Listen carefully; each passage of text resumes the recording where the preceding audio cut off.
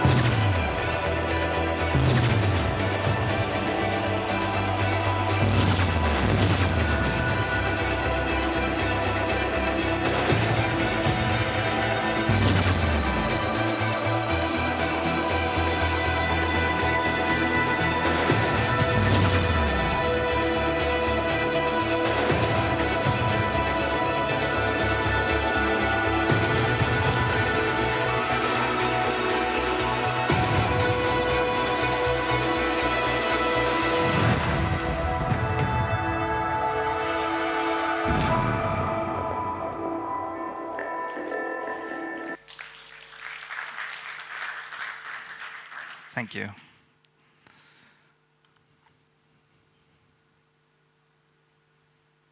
We're also working on a smaller game for iPad and the web, which is called Game Tracer. I'm going to show you a little video of that as well.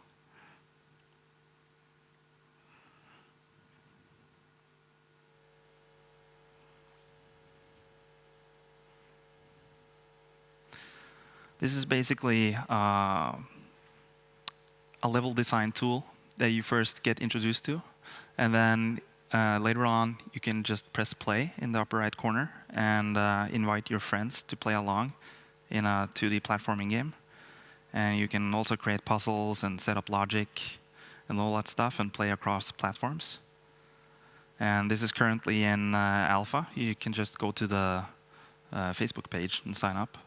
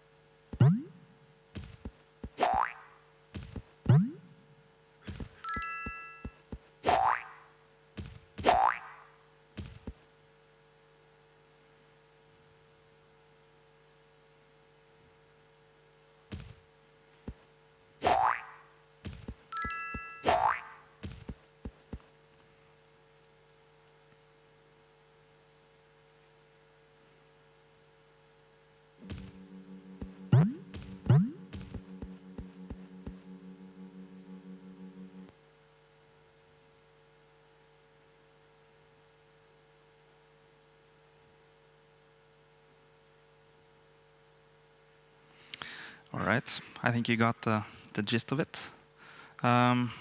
I'm going to move a little bit forward here and start talking a little bit more about my background. I started out in the modding community back in the early 2000s. I started creating levels for the Half-Life engine, and then moved over to the Source engine after a while. Worked on a couple of modifications like Insurgency and Pirates, Vikings, Knights 2.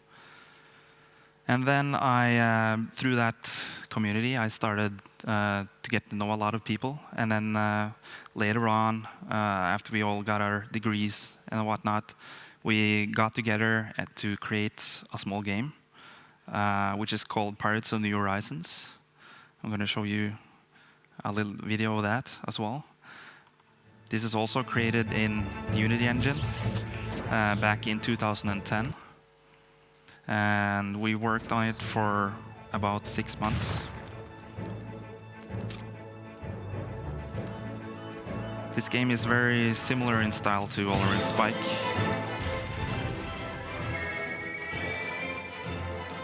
It's probably a little bit more fast-paced, but it's kind of the same game mechanics, except Oliver Spike has all the dimension jumping in.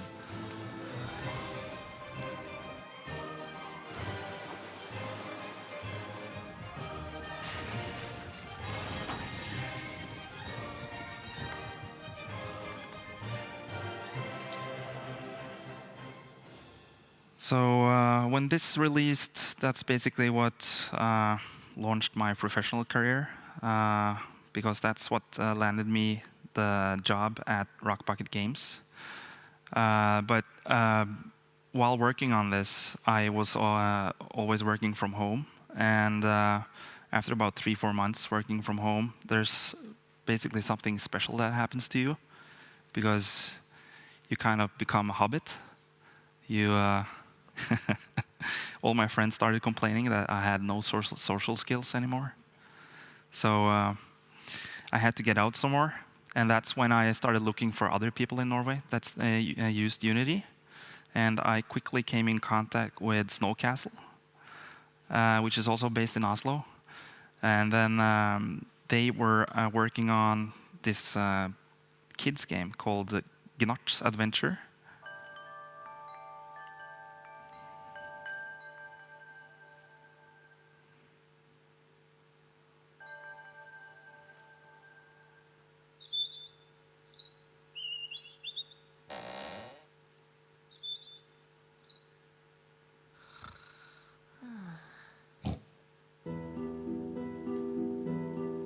Is showing me a shortcut through the forest.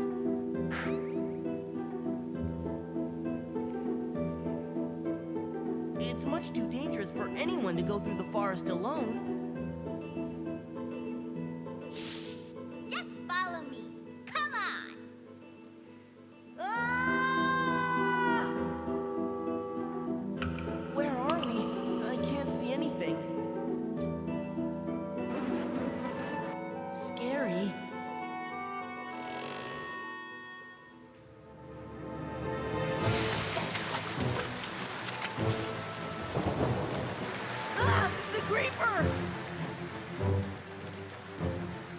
Are you sure it's safe?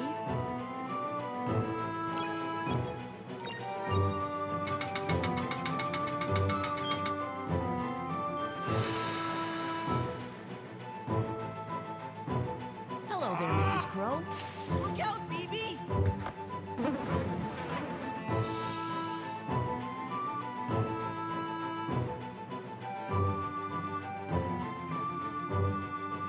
Now, Snowcastle was a rather small studio. They had about 4 or 5 people at the time, and they were really lacking coders. So, but I was so busy with creating Pirates of New Horizons that I didn't have the time to help them. But they eventually got this released, and it did very well.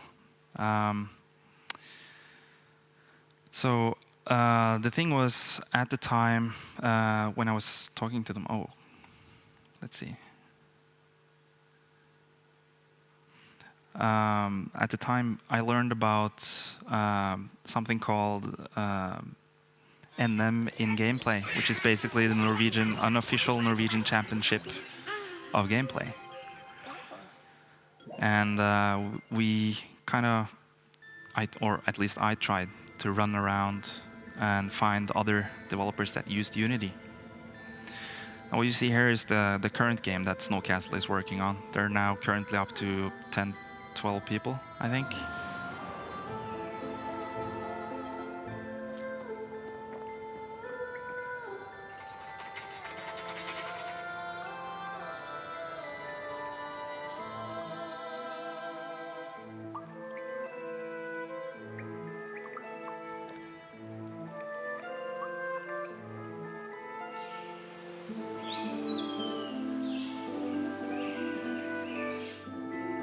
They have a very interesting concept with this game, where you basically have two parts of the game. Where one is where you're on your farm and you plant seeds to create your ammo that you can go out into the world and use to create magic.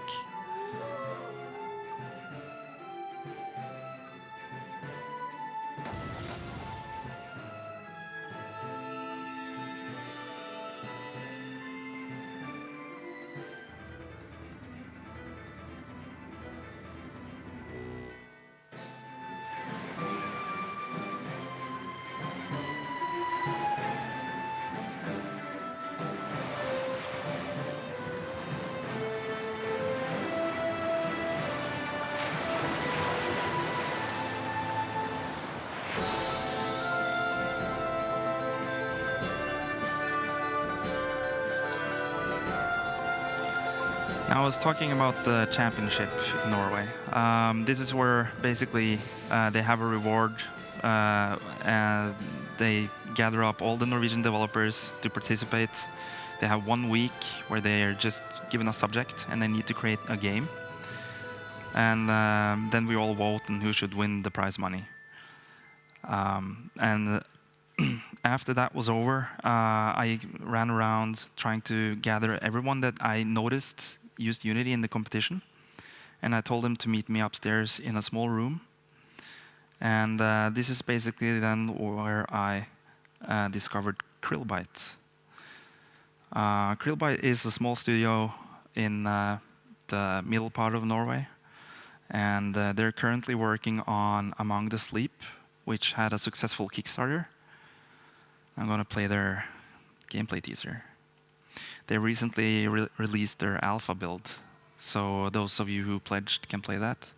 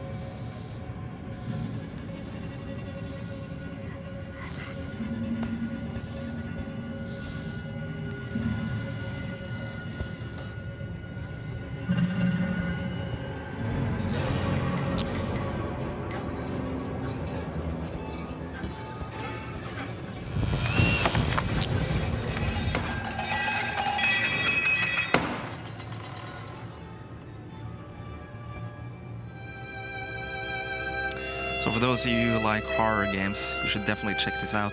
It's really, really scary. I remember even the first, like a couple of years ago, the first sneak peek we got, and I was genuinely scared when I just sat and watched. So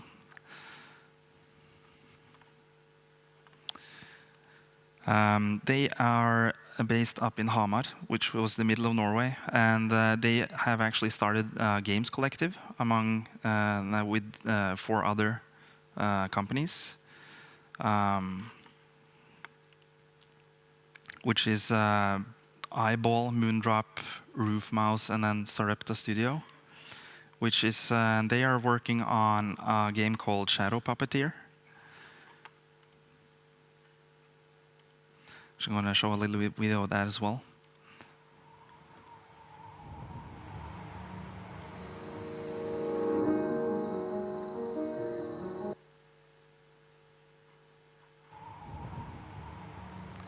Basically, all the games that I've shown you here today are made with Unity, and they've also been backed by the Norwegian government through a film grant.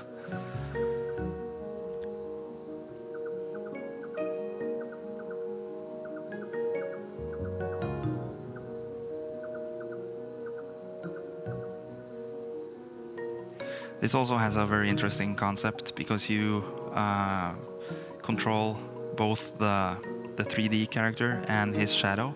So you need to solve puzzles by moving obstacles around so that the shadow can jump over other shadow objects and stuff like that.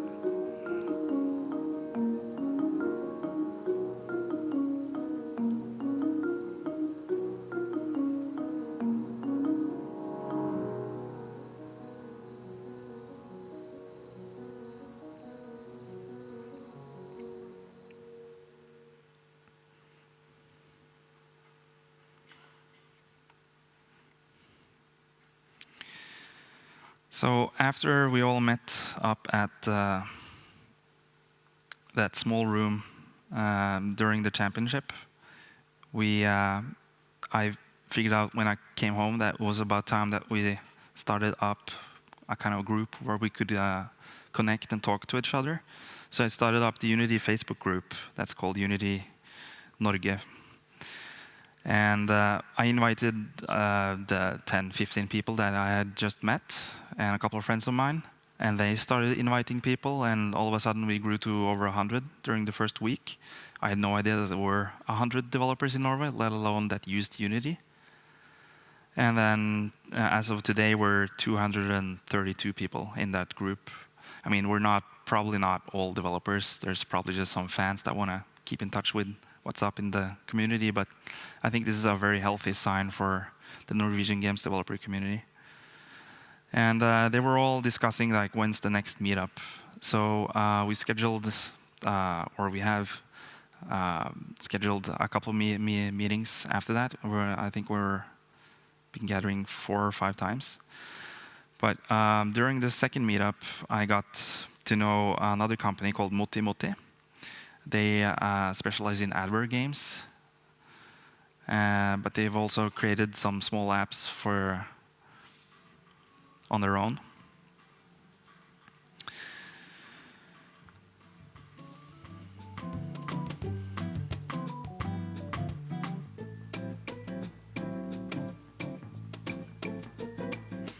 These guys also use Unity, and they started up pretty early with the Unity Norway Facebook group, and but they kind of had an ulterior motive for showing up because they were looking to find some programmers for hiring, and they did actually. So that's one of the things about when you start or have a user group. I mean, when people start getting together, know each other and share ideas, and all of a sudden people that were out of a job suddenly have a job.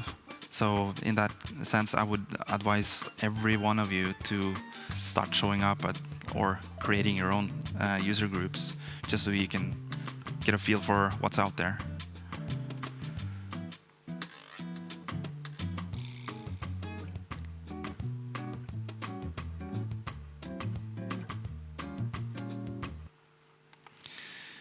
So next up is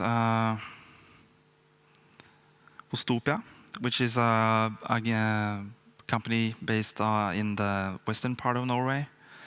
These guys are made up of ex-Bullfrog employees. So, and they are currently cooperating or doing stuff closely with Unity because they're creating an avatar API. I'm just going to show you their demo reel.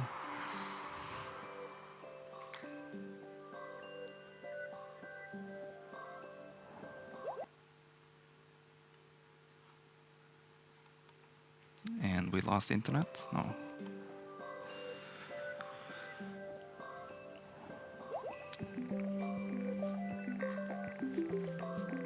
Now, one of the reasons that I'm having this talk is because most, if not all, of the companies that I'm showing you here are either here at Unite or are going to be here tomorrow at Nordic Game. So you can have a chat with them then and know what they're talking about.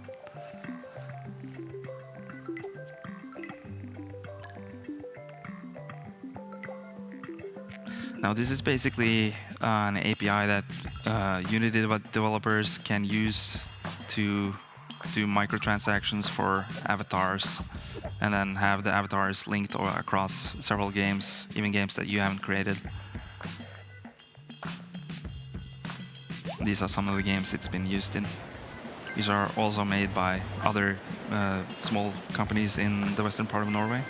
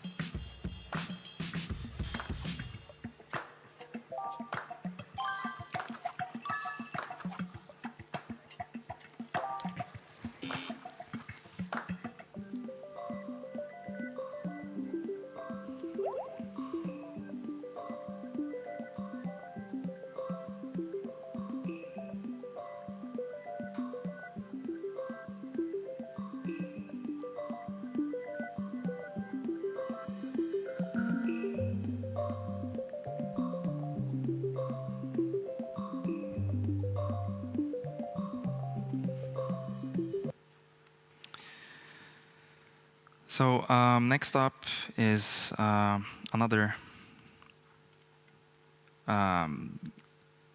recent, or should I say, they've existed for a very long time, but they recently created their own games division. They've also been very helpful with the Unity Norway user group. They hosted a couple of events and helped out. And they also did this, I think, to get some people to work for them. They are currently working on an MMO-ish kind of game called Mogul, where you create your own business and then compete with other businesses. And then there's also another company based in Oslo that is ex-Funcom employees. That's called Blink Studios.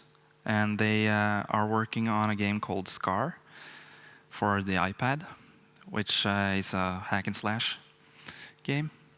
And it's incredibly nice looking. I mean, this is basically what it looks like in-game. It's very, very smooth. And during the following year or so, during the entire 2012, basically, we met up and we shared almost all our tech, or at least showed how we solved different problems, like how we did shadows and how we did this in Among the Sleep, or what kind of editor tools I've written, and we shared some code, and we got feedback on our early prototypes and all that kind of stuff. And that is something that is extremely valuable. So if you don't have a user group, you should create one. And then lately, there's popped up another company called Red Thread Games, and they had a thing here yesterday. But if you didn't see their video, or playthrough, I'm gonna show you a video of their game as well. Dreamer, the sky god has been searching for you. Where have you gone to, Dreamer? Whose dreams are you dreaming?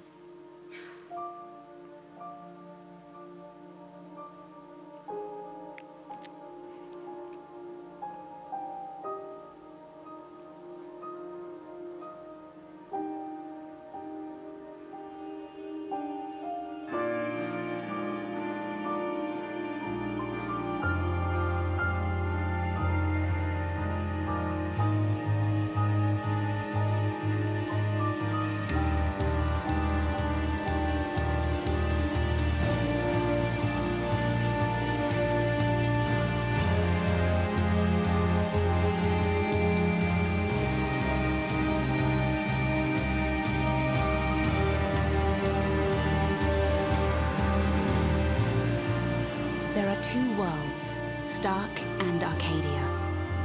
Stark is the world you know, the world of the mundane, of logic and order, a rational world bound by the physical laws of the universe. The other world lies across the divide. Arcadia is a world of magic, of mystery and chaos, a world in flux, unbound by laws. These twin worlds exist in parallel and in balance. There are those who can move freely between worlds. They are called shifters.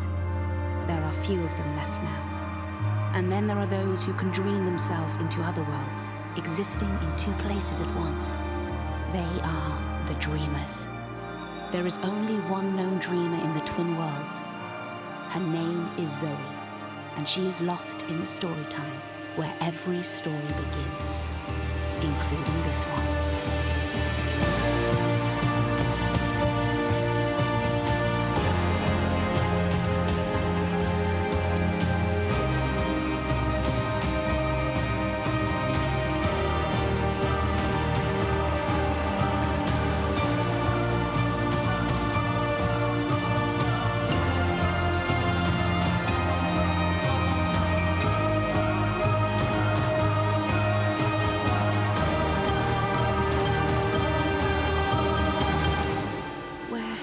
To dreamer. Whose story are you dreaming now? Dreamer, the next chapter in your life begins.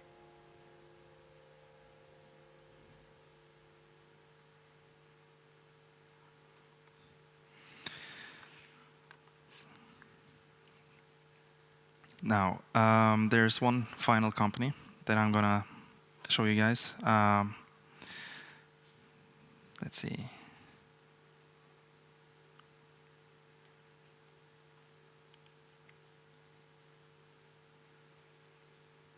And that's also made up by ex-Funcom employees called Megapop. They are coming here tomorrow for Nordic game, and they're currently competing in the, let's see here, can open up the Nordic game live pitch. See here, they're the first one here. I'm going to show you a small video of their game called Trolls versus Vikings. This is a tower defense game that looks very similar to Plants vs. Zombies, but it has a lot of extra features like bosses, and you can move the towers around.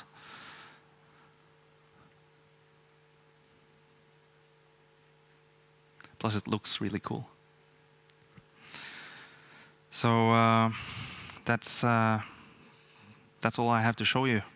I hope what you took away from this session is that there's a lot of cool stuff happening in Norway at the moment, especially Festival of Magic, and the 2 Kickstarters that has been successfully funded, like Among the Sleep and Red Thread Games. So, and yeah, of course, Oliver and Spike. So, when this concludes, we're gonna just roll straight into the Indie Night. So, I just want to say goodbye and thank you for listening. And here's Joe for some final comments. Hello. Because we've got some time, maybe if anyone has any questions about user groups in Norway, we could go through those. Otherwise, I have a short announcement to make. So, any questions? Yes. Oh, this is convenient. Hi. Hi. What would you recommend to start building the local community? How to start? How to start? Well, in my case, I just basically started to talk to everyone I knew that were kind of games developer related and started asking what kind of tool they were using. And then I started actually just traveling to their offices just to say hello.